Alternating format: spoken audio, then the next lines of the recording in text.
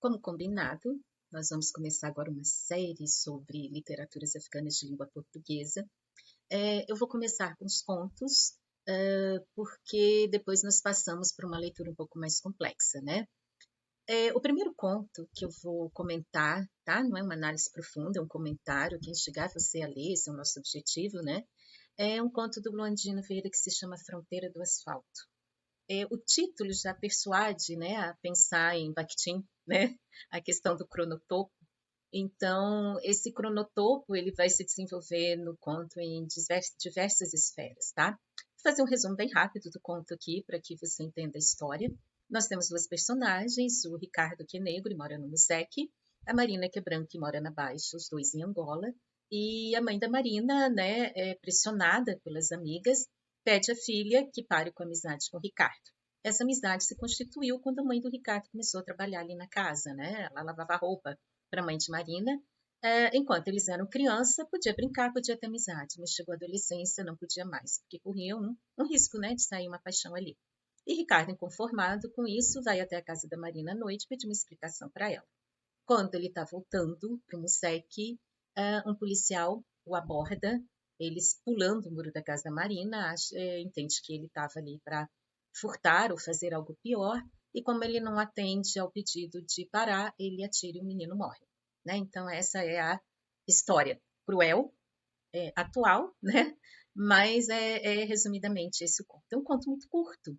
Aparentemente, assim, ele não tem muito o que dizer, mas quando a gente para fazer uma análise mais cuidadosa, ele tem muitas vertentes ali dentro.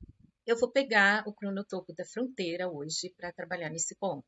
Poderia trabalhar várias situações, história, memória e esquecimento, né, do Riquet, por exemplo, a questão da memória da infância, a história que constrói a fronteira, né, e a questão do esquecimento, que é o jogo, né, que a mãe tenta fazer com a filha. Daria muitos outros, né, o narrador do Adorno, personagem com Antônio Cândido, mas eu vou ficar com a fronteira, por causa do próprio título, né?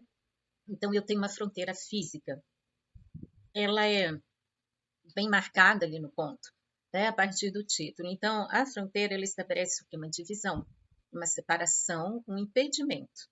Eu tenho o Ricardo que vive no bairro do Museque. Museque é um nome dado, quimbundo, para o tipo de terra, né, que caracteriza esse espaço. É uma areia vermelha que o nome é Museque, por causa dessa areia vermelha.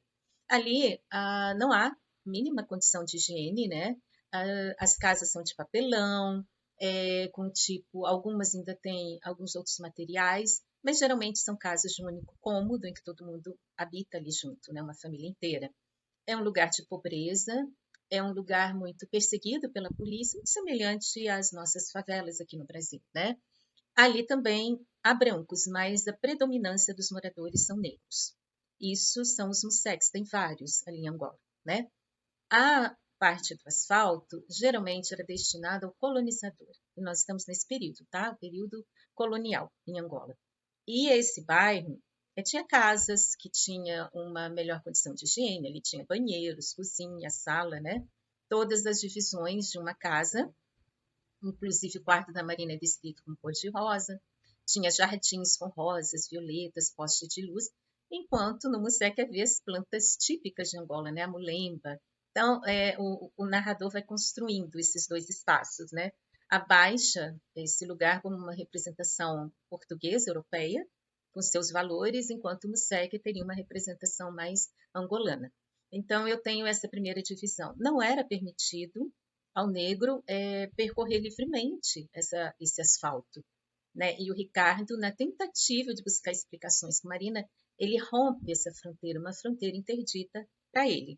Tá? A Marina também não poderia transitar por aquela fronteira, ir para o Museque, porque ela era uma menina branca e ali também não era muito permitido, não era realmente permitido esse trânsito dela.